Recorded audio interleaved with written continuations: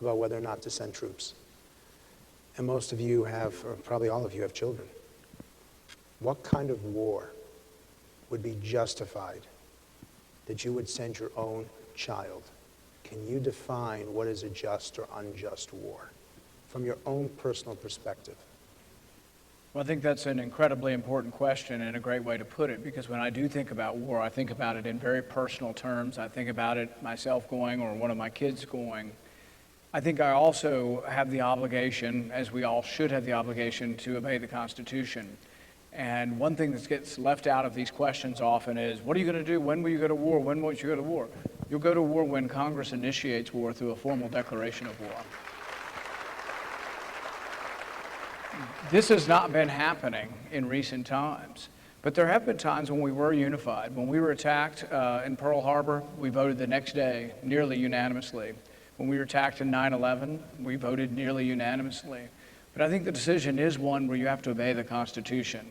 We should not illegally be at war. We should never leave it up unilaterally to one president to decide, when do we go to war, when we don't. And I'd like to go briefly just back to the protocol question on, what do you do, who do you call?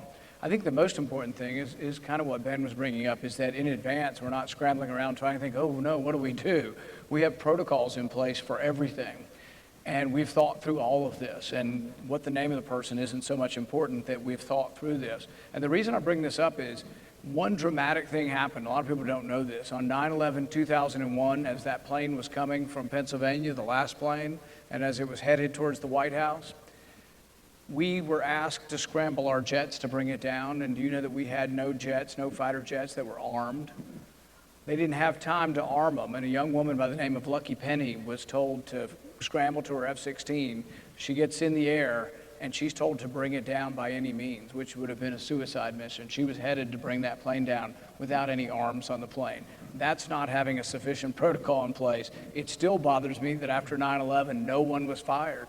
We caught the 20th hijacker a month in advance. The FBI wrote 70 letters saying the 20th hijacker may have information, let's look at his computer. And it wasn't because the Constitution failed us, individuals failed us. They did not ask for a warrant. There was a chance we could have stopped 9/11 had we just looked at that guy's computer.